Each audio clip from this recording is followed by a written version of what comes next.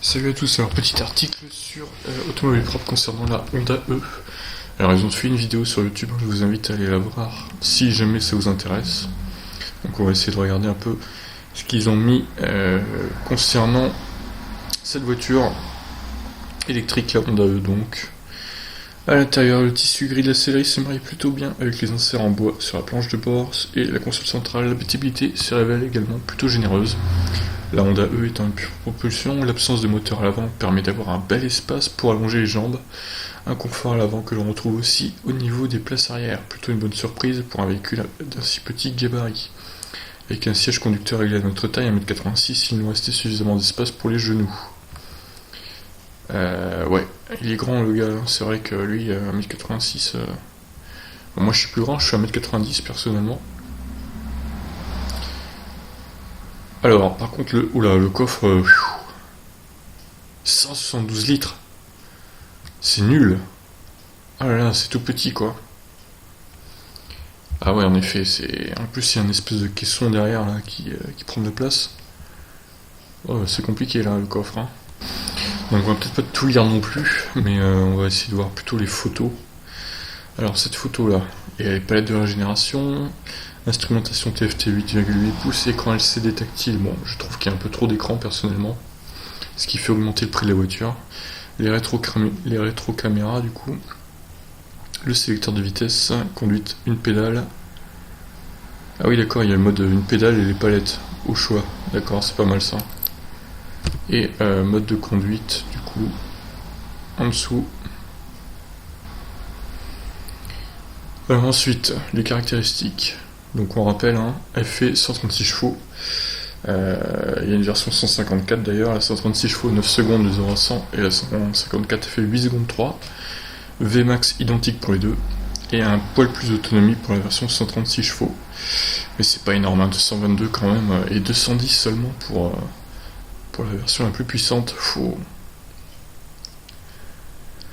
Donc la recharge à l'avant via une trappe assez voyante, je trouve personnellement. Donc sur une prise domestique 19h, sur une wallbox 4h et 4,1h du coup. Donc ça fait 4h05 à peu près, peu de choses près. La charge en courant continue 50 kW 31 minutes. Voilà. La charge DC 100 kW 30 minutes, ça change rien en fait. Donc je vois pas trop... Non mais ça encore c'est... Voilà, encore une fois c'est mensonger parce que il n'y a qu'une minute d'écart entre les deux. Ça me rappelle l'histoire du Kona et du Niro où il y avait très peu d'écart entre la charge 50 kW et la 100 kW. Donc à mon avis elle monte même pas à 100 kW en pic ou alors juste 30 secondes quoi. Parce que là c'est pas possible qu'il y ait si peu de différence en fait. Donc au volant. Son poids est de 1545 kg quand même. C'est quand même pour une si petite voiture avec une batterie de 35 kWh, je trouve ça un peu lourd personnellement. Une tonne 4 ça aurait été mieux. Mais bon, je pense que les écrans ils alourdissent le tout aussi. Pour les aides de l'éco-conduite, la Honda E offre un système régénératif assez complet avec deux principaux dispositifs. Le premier repose sur les palettes au volant et permet d'ajuster l'intensité du frein moteur en 4 niveaux. Au plus fort, la voiture ne s'arrête pas totalement et crapote sur les derniers km/h. Accessible via un bouton situé à proximité du sélecteur de vitesse, la seconde configuration correspond à la conduite à une pédale. Davantage conseillé pour l'environnement urbain, celle-ci permet de se passer de la pédale de frein avec un minimum d'anticipation. Dans ce cas, le niveau de régénération est encore plus élevé et peut aller jusqu'à l'arrêt total de la voiture. Au plus fort des trois niveaux proposés, le ralentissement se révèle assez brusque. Selon Honda, celui-ci peut grimper jusqu'à 0,184 G, soit la limite légale imposée par la réglementation.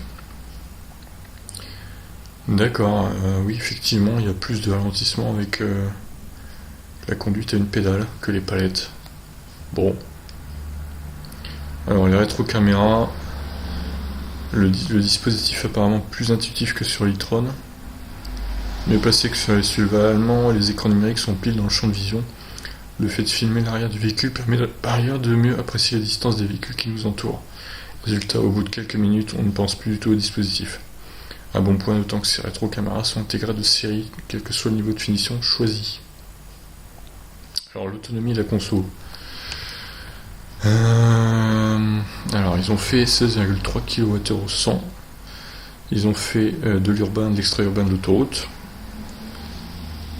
Et après 116 km parcourus, le niveau de la batterie affiche 136%, tandis que l'autonomie restante est chiffrée à 63 km.